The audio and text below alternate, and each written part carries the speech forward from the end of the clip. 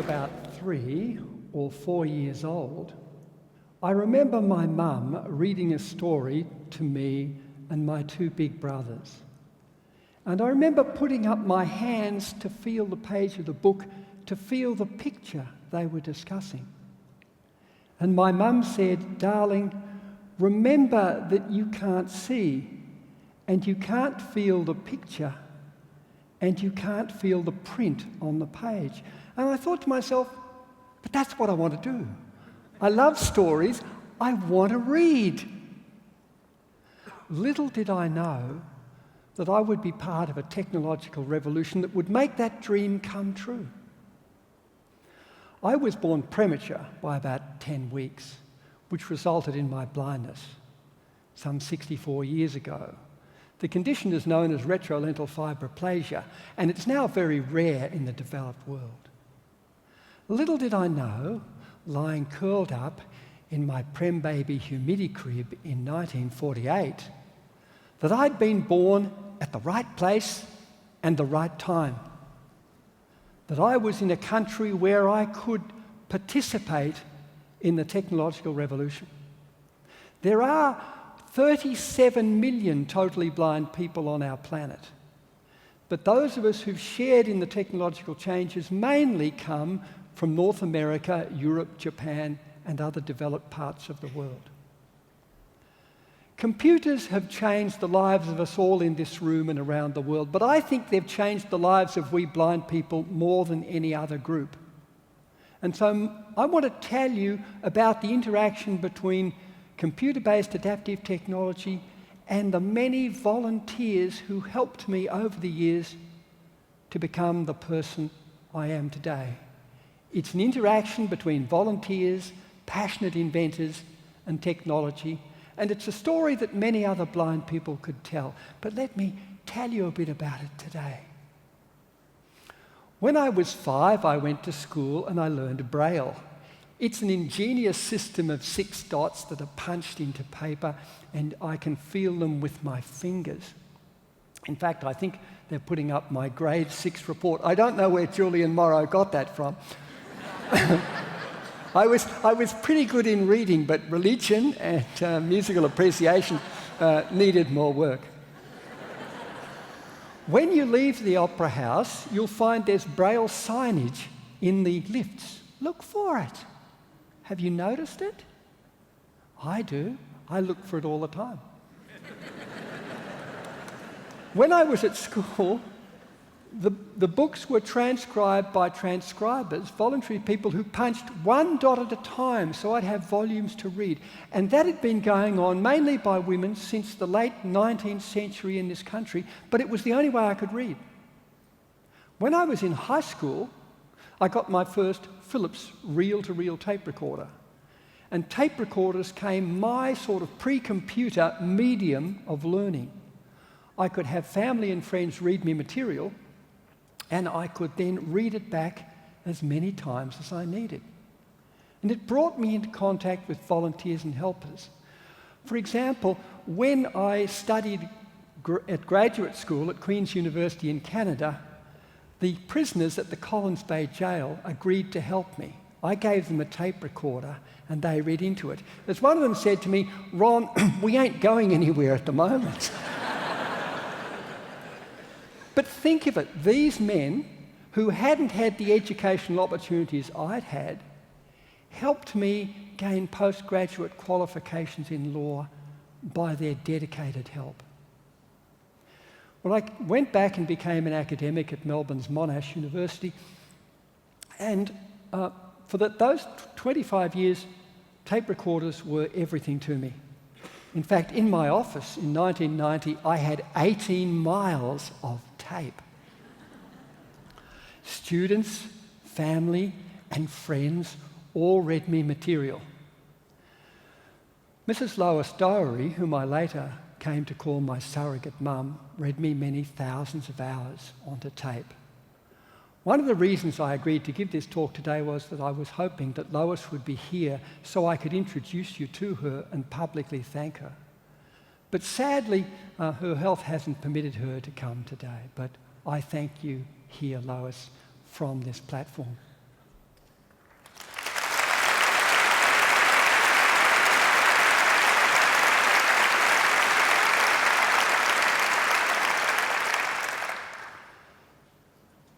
I saw my first Apple computer in 1984, and I thought to myself, this thing's got a glass screen, not much use to me. How very wrong I was. In 1987, in the month our eldest son Jared was born, I got my first blind computer, and it's actually here. See it up there? And you see it has no, what do you call it, no screen? It's a blind computer. It's a Keynote Gold 84K, and the 84K stands for it had 84 kilobytes of memory. Don't laugh, it cost me $4,000 at the time. I think there's more memory in my watch. It was invented by Russell Smith, a passionate inventor in New Zealand who was trying to help blind people. Sadly, he died in a light plane crash in 2005, but his memory lives on in my heart.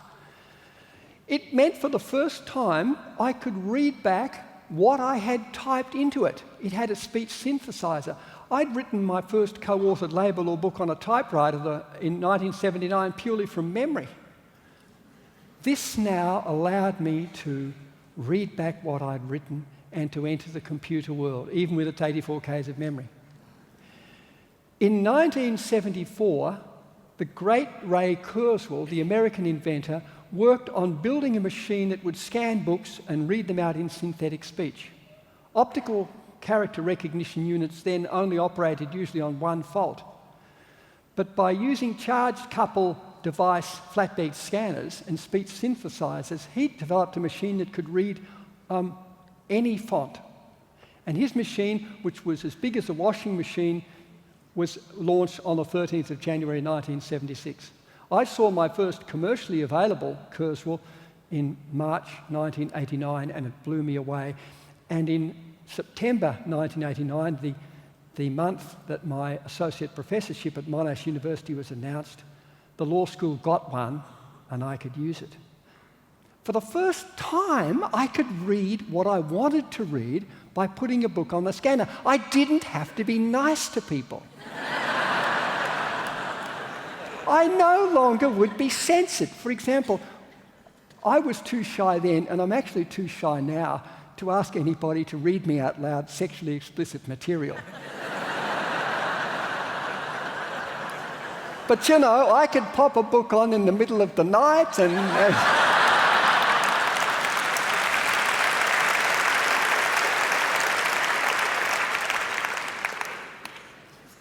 now the Kurzweil reader is simply a program on my laptop.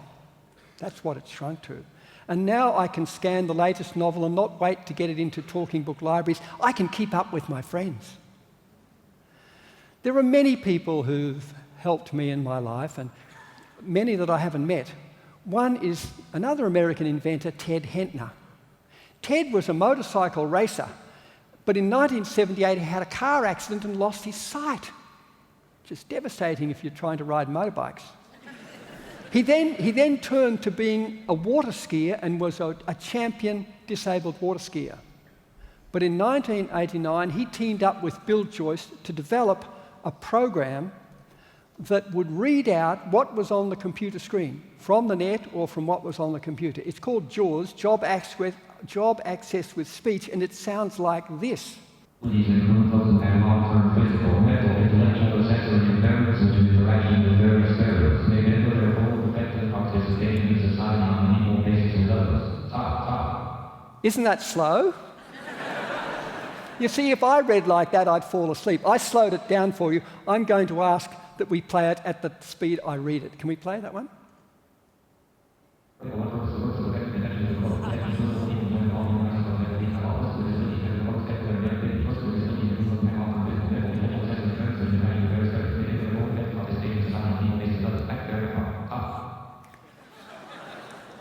You know, when you're marking student essays, you want to get through them fairly quickly.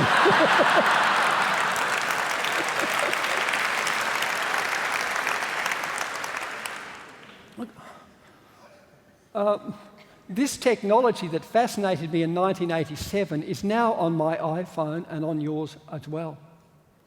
But you know, I find reading with machines a very lonely process. I grew up with family, friends reading to me, and I loved the warmth and the breath and the closeness of people reading to me. Do you love being read to? And one of my most endearing memories is in 1999, Mary reading to me and the children down near Manly Beach, Harry Potter and the Philosopher's Stone. Isn't that a great book? I still love being close to someone reading to me. But I wouldn't give up the technology because it's, allowed me to lead a great life. Of course, talking books for the blind predated all this technology. After all, the long-playing record was developed in the early 1930s, and now we put talking books on CDs using the digital access system known as DAISY.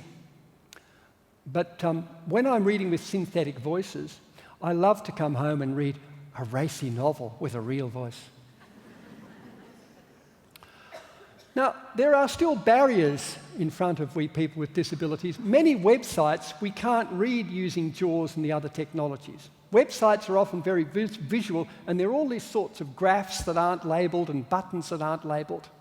And that's why the World Wide Web Consortium 3, known as W3C, has developed worldwide standards for the internet.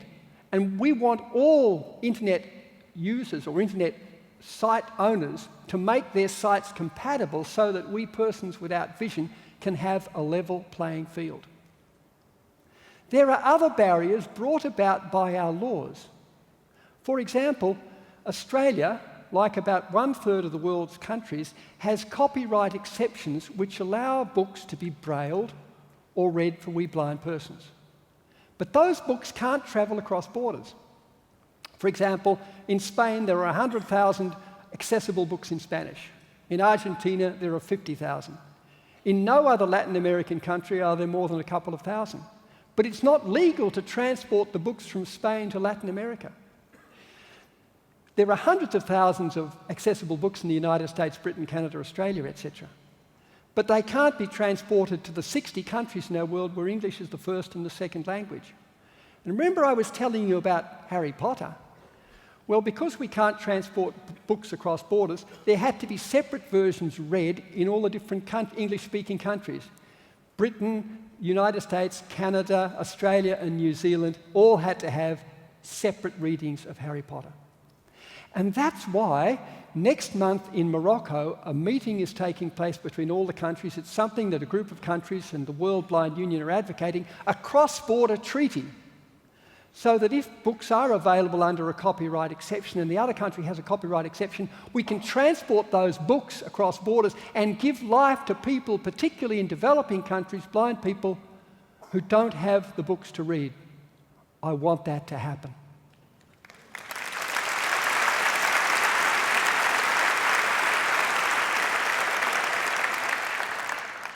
My life has been extraordinarily blessed with marriage and children, and certainly interesting work to do, whether it be at the University of Sydney Law School, where I served a term as Dean, or now as I sit on the United Nations Committee on the Rights of Persons with Disabilities in Geneva.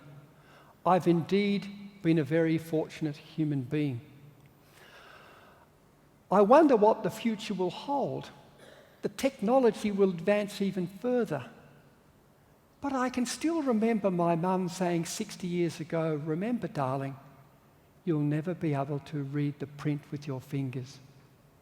I'm so glad that the interaction between Braille transcribers, volunteer readers, and passionate inventors has allowed this dream of reading to come true for me and for blind people throughout the world.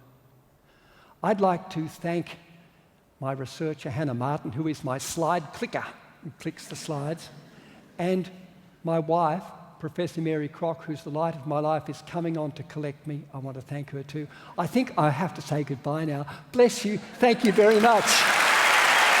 Yay!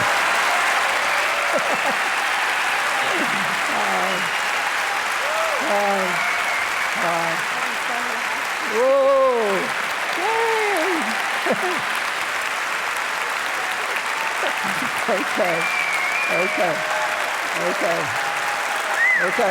Okay. Goodness me. Okay. Thank you.